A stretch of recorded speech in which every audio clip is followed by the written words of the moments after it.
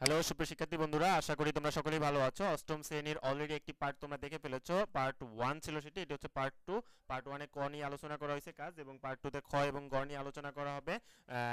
তো চলো আমরা পার্ট 2 দেখে আসি। দেখার আগে তোমাদের কাছে একটা ছোট্ট রিকোয়েস্ট করব, যতজন ভিডিওটি দেখবে অবশ্যই প্রত্যেকটি স্টুডেন্ট চ্যানেলটিকে সাবস্ক্রাইব করে বেল বাটনে ক্লিক করে রাখবে প্রিয় শিক্ষার্থীরা, সবার আগে যদি ভিডিওগুলো পেতে চাও। আর আমি কিন্তু তোমাদের সাথেই আছি, তোমাদের জুয়েল মাহমুদ স্যার। অবশ্যই আমরা উত্তরগুলো কোনো ধরনের আর এআই জেনারেট করব না, আমরা হচ্ছে এগুলোকে খুব সুন্দরভাবে গুছানো ওয়েতে সঠিকভাবে তোমাদের সামনে উপস্থাপন করব, এটাই হচ্ছে আমাদের মূল উদ্দেশ্য। তো আমাদের ফেসবুক গ্রুপ এবং টেলিগ্রাম চ্যানেলে যুক্ত হয়ে যাও। যুক্ত হওয়ার জন্য ডেসক্রিপশন বক্সে লিংক দেওয়া থাকবে।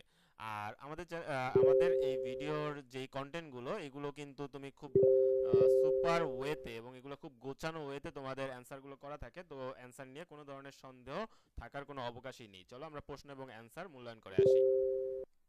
দেখো এটি হচ্ছে তোমাদের প্রশ্নটি, হ্যাঁ। হচ্ছে খ এর যেই, এটা হচ্ছে তোমার খ নাম্বারে। দেখো একটা দেয়াল পত্রিকার জন্য রচনা তৈরি করতে হবে। এখানে রচনার অনেক কিছু দেয়া আছে, এগুলো পড়তে গেলে আসলে টাইম ওয়েস্ট হবে। আমরা মূল বিষয়ে চলে যাই। এখানে রচনাটি অবশ্যই 200 শব্দের হতে হবে। আমি 200 বা 205 শব্দ এমন একটি রচনা তৈরি করেছি। এই রচনাটা বিবরণমূলক, বিশ্লেষণমূলক অথবা তথ্যমূলক, কল্পনা নির্ভর, এইভাবে যে কোনো একটি টপিকসে হতে হবে, এবং সেটা হইলে যুক্তি দিতে হবে অবশ্যই। এখানে দেখো বিবরণমূলকের মধ্যে কয়েকটা টপিকস দিয়ে দিয়েছে, এবং প্রত্যেকটা টপিকস দিয়ে দিয়েছে। আমরা বিবরণমূলক প্রথম অপশনটা চুজ করব, এবং পাঠাগার নিয়ে আমরা লিখবো এখানে, হ্যাঁ। চলো আমরা উত্তরের দিকে চলে যাই। দেখো দেয়াল পত্রিকার জন্য রচনা কাজ খ, বিবরণমূলক রচনা এটি। এটি কিন্তু বিবরণমূলক রচনা, যেটা আমি প্রথমেই বলেছিলাম, এই যে 1 নম্বর বিবরণমূলক রচনা। পাঠাগার নিয়ে আমরা এখানে লিখবো। শিরোনাম আমাদের, দেখো শিরোনামটা প্রথমে লিখবা। শিরোনাম লেখার পরে দেখো এখানে আমরা বর্ণনায় যাব। আমাদের বিদ্যালয়ের পাঠাগারটি জ্ঞান অর্জনের জন্য একটি প্রাণকেন্দ্র। পাঠাগার আসলেই জ্ঞান অর্জনের জন্য একটি প্রাণকেন্দ্র এবং সুন্দর জায়গা। কারা কারা পাঠাগার পছন্দ করো অবশ্যই ভিডিওটি কমেন্ট সেকশনে জানিয়ে দিতে পারো। পাঠাগারের মূল কক্ষটি প্রশস্ত ও সুশৃঙ্খল হতে হবে। এখানে বিভিন্ন বিষয়ে শত শত বই রয়েছে আমাদের পাঠাগারে। পাঠাগারে ঢোকার সাথে সাথেই চোখে পড়ে সাজানো গোছানো বইয়ের তাকগুলো। বইগুলো বিষয়ভিত্তিক শ্রেণীবদ্ধ করা হয়েছে, যেমন বিজ্ঞান, সাহিত্য, ইতিহাস, ভূগোল এবং জীবনী ইত্যাদি। পাঠাগারের প্রত্যেকটি বই শিক্ষার্থীদের জন্য অত্যন্ত গুরুত্বপূর্ণ ও সহায়ক। পাঠাগারে পড়াশোনার জন্য আরামদায়ক আসন এবং টেবিলের ব্যবস্থা রয়েছে। প্রতিটি টেবিলে একটি ল্যাম্প রয়েছে, যা পড়াশোনার সময় যথাযথ আলোর ব্যবস্থা করে। পাঠাগারের এক কোণে ছোট্ট ছোট কম্পিউটার রয়েছে, মানে ছোট ছোট কম্পিউটার রয়েছে, যেগুলো শিক্ষার্থীদের ইন্টারনেট সুবিধা দেয়। এছাড়া নিরিবিলি পরিবেশে শিক্ষার্থীরা নিজেদের পড়াশোনায় মনোনিবেশ করতে পারে। পাঠাগারের একদিকে একটি পড়ার ঘর রয়েছে, যেখানে শিক্ষার্থীরা দলগতভাবে পড়াশোনা করতে পারে। এখানে নিয়মিত বই আসে, এবং পাঠাগারিক আমাদের সাহায্য করেন প্রয়োজনীয় বই খুঁজে পেতে। পাঠাগারিক হচ্ছে যিনি লাইব্রেরিয়ান, হ্যাঁ, উনি। পাঠাগারে নিয়মিতভাবে পাঠচক্র এবং বই আলোচনা সভা অনুষ্ঠিত হয়, যা শিক্ষার্থীদের পাঠ্যাভ্যাস গড়ে তুলতে সহায়ক। পাঠাগারে একটি বিশেষ কোণ রয়েছে, যেখানে ছোটদের জন্য রঙিন ছবি, গল্পের বই রাখা হয়েছে। এই কোণটি ছোট শিক্ষার্থীদের মধ্যে বই পড়ার প্রতি আগ্রহ সৃষ্টি করে। পাঠাগারের চারপাশে সুন্দর সাজসজ্জা এবং প্রয়োজনীয় তথ্যসমূহ টাঙিয়ে রাখা হয়েছে, যা পাঠাগারকে আরও আকর্ষণীয় করে তুলেছে। আমাদের বিদ্যালয়ের পাঠাগারটি শিক্ষার্থীদের মধ্যে পাঠ্যাভ্যাস গড়ে তুলতে বিশেষ ভূমিকা পালন করে। এটি আমাদের বিদ্যালয়ের অন্যতম সেরা সুবিধা, যা শিক্ষার্থীদের জ্ঞান অর্জনে অনুপ্রাণিত করে এবং তাদের শিক্ষা জীবনকে সমৃদ্ধ করে তোলে। এই রচনার, দেখো রচনাটি যদি একটু তোমরা দেখো, এই যে, ওকে, আচ্ছা। এখন দেখো রচনাটি কেন বিবরণমূলক বা বিশ্লেষণমূলক বা তথ্য নির্ভর বা কল্পনা নির্ভর, মানে তুমি যেটা লিখবা এটা যুক্তি দিতে হবে। রচনার ধরন ও যুক্তি, এই রচনাটি কেন বিবরণমূলক সেটা আমরা এখানে যুক্তি দিব। দেখো এই রচনাটি একটি বিবরণমূলক লেখা কারণ এখানে বিদ্যালয়ের পাঠাগারের স্থাপনা, বিভিন্ন সুবিধা ও পরিবেশ সম্পর্কে বিশদ বিবরণ দেওয়া হয়েছে। পাঠাগারের বিভিন্ন দিকের বর্ণনা দিয়ে শিক্ষার্থীদের মধ্যে এর গুরুত্ব ও প্রয়োজনীয়তা তুলে ধরা হয়েছে, তাই এটি বিবরণমূলক রচনা। ওকে, আশা করি তোমরা বুঝতে পেরেছো। আচ্ছা, আমরা যদি কাজ গ দেখি, তোমার লেখা উপরের রচনার ভিত্তিতে এককভাবে নিজের কাজগুলো করো। দুটি বাক্যের উদ্দেশ্য, বিধেয়, উদ্দেশ্যের প্রসারক ও বিধেয়ের প্রসারক চিহ্নিত করতে হবে। যে কোনো 10টি শব্দ অভিধানের বর্ণানুক্রমে সাজাইতে হবে। এইগুলো কিন্তু পড়ানো হয়েছে আমাদের শিক্ষার্থীদের।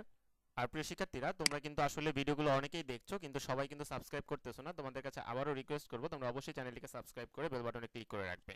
দেখো, কাজ গতে বাক্য বিশ্লেষণ ও শব্দ সাজানো। বাক্য বিশ্লেষণ আমরা একটু এখানে যদি দেখে আসি, এই যে এখানে বাক্য বিশ্লেষণ করতে হবে, বাক্য বিশ্লেষণের উদ্দেশ্য বিধেয় এগুলা বের করতে হবে।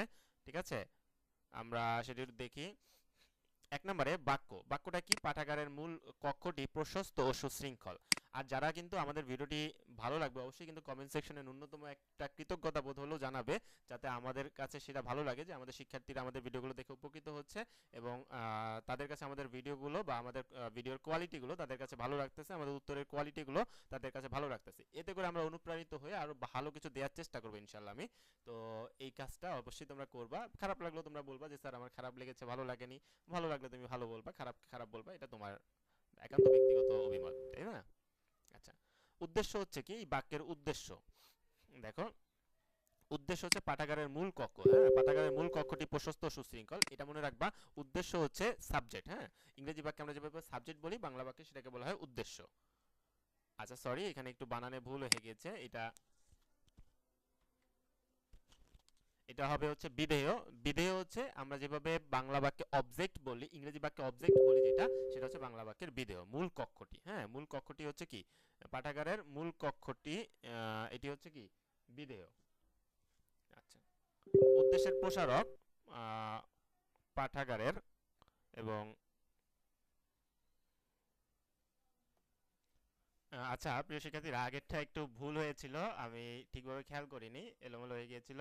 আচ্ছা, যাই হোক, এটা আমি নতুন বাক্য নিয়ে এখানে সুন্দরভাবে সাজিয়ে দিয়েছি, একটু খেয়াল করে দেখো। পাঠাগারে পড়াশোনার জন্য আরামদায়ক আসন এবং টেবিলের ব্যবস্থা রয়েছে। উদ্দেশ্য কিন্তু সাবজেক্ট, এখানে উদ্দেশ্য হচ্ছে এই যে পাঠাগারটা হচ্ছে উদ্দেশ্য। ঠিক আছে, আর বিধেয় হচ্ছে ক্রিয়াপদটা হচ্ছে বিধেয়।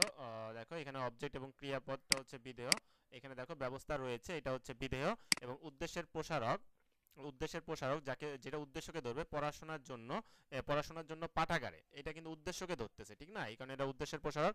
আর বিধেয়ের প্রসারক হচ্ছে আরামদায়ক আসন এবং টেবিলের, এটা কাকে ধরতেছে? ব্যবস্থা রয়েছে, এই বিধেয়কে ধরতেছে।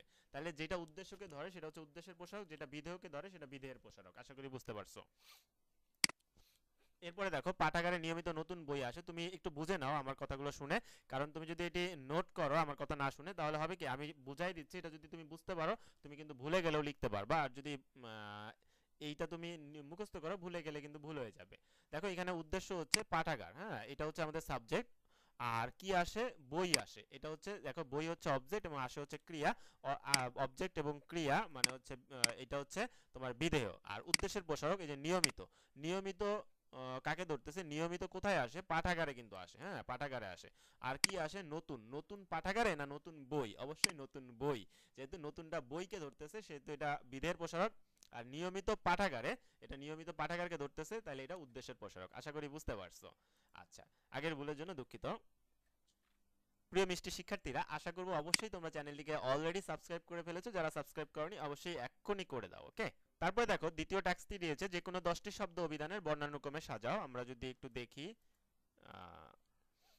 10টি শব্দ অভিধানের বর্ণানুক্রমে সাজানো হয়েছে। দেখো, আরামদায়ক, আসন, ইতিহাস, উপকরণ, কম্পিউটার, দলগতভাবে, নিয়মিত, পাঠাগার, তারপর হচ্ছে পড়াশোনা, প্রধান, এগুলা কিন্তু সব বর্ণের অনুক্রমে সাজানো হয়েছে। দেখো, সরেয়া, তারপর সরেয়া, এখানে দেখো সরেয়া, তারপরে এই যে র, তারপরে দন্তস্ব, এইভাবে আছে। রস্যই, তারপর কিন্তু রস্যইটা আসছে, তারপর রস্যও আসছে, তারপর ক, তারপরে দ, ন, তারপরে প।